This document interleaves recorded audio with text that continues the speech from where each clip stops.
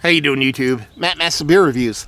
Back with new brewery time in the form of Aardwolf Brewing. It is their BPA Belgian style pale ale. Yeah, this comes courtesy of my boy Carson. He sent this off, and I am super pumped for this. I haven't had anything from this brewery before. I've heard of them. I love pale ales, and more specifically, I love me some Belgian pale ales. So let's see how this sucker tracks. Give it a crack, give it a pour. So what are we looking for in a Belgian pale ale, as opposed to just a regular pale ale? It can go a lot of different directions, especially if you're doing like a new school hazy New England style pale ale, which that does not look to be the case here. This looks more of a kind of traditional American pale ale, brewed with, I'm assuming, hopefully, Belgian-based yeast. So based off of this beer, what it looks like, and being that it's a Belgian pale ale, what are we expecting here? We're expecting a decent maltiness to it because of its color, and it's expecting to be a traditional style, Belgian style pale ale. So a little bit of malty, crystal malty kind of stuff like that, maybe even marisada or something like that coming through. And then we have, instead of your just base kind of generic yeastiness, whether it be like a Conan or London 3, we end up having the Belgian yeastiness come in, a little bit more kind of banana phenolic. Something maybe even a little bubblegum, maybe even a little bit of fruity esters, stuff like that. So she looks the part of an old school American pale.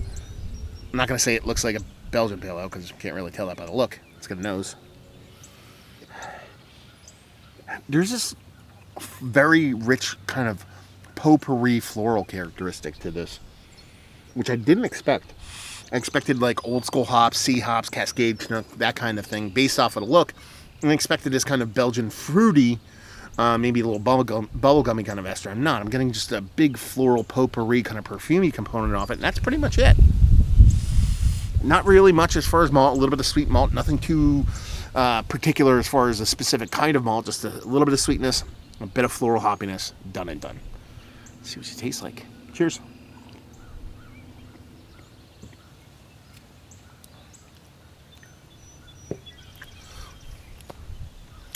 Okay, I mean, it really does taste like a traditional American-style pale ale before all the hazies took place. We're talking a lot of small breweries still make these, but we're talking predominantly these existed, pre-2005-ish, somewhere right around there. And it's just a subtle, slightly caramel maltiness. Nothing too crazy, nothing too sweet, with a bit of tannic, kind of herbal, kind of teabag-like bittering hops. A little bit of floral characteristic comes through. I don't know if that's a hop thing or a yeast thing, because I'm not going to get big kind of Belgian component off of it. Maybe if I'm really reaching for something, the ever slightest bit of kind of bubblegummy vibes. But that's pretty much it. I don't think there is an ABV on here. Maybe I missed it when I did the unboxing. No, I didn't.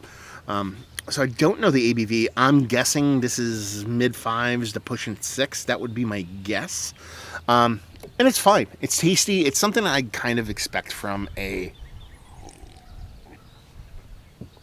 small little tap room that does a lot of... Okay, I got a little bit more kind of banana bubblegum vibes off that one. So definitely getting a bit of those Belgian yeasty vibes coming through. And it's very much uber traditional in both the American parallel sense and in that addition to that Belgian yeast, not going over the top. Less is more is basically what we're talking about when it comes to this beer. It's not huge, it's not gigantic, it's just doing what it's doing. It's doing what it's doing quite nicely. Nothing too crazy, tasty, drinkable, very much old school, done and done. Is it one of the better Belgian-influenced American-based beers that I've had as of late? Not really. I mean, it does leave a bit to be desired. Even, and we're not talking just from an impact stance here, because I didn't expect a huge 2x4 to the face of flavor and nose and all those kind of things, because it is a Belgian pale ale. The Belgian pale ales I really dig are the ones that are a bit more traditional, come off of like Belgian table beers, Belgian singles, stuff like that. Lighter, crisper. Lets the yeast do the talking more than the hops. You're not getting it here.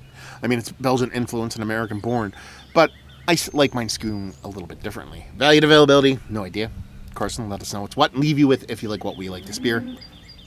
If you like old school, West Coast, Mid-East, even East Coast, kind of old school pre-2005 pale ales, you want a little bit of Belgian vibes in your life, just do your proper. I mean, you can see, they put it right in a can. They won an American Beer Festival bronze for this beer style.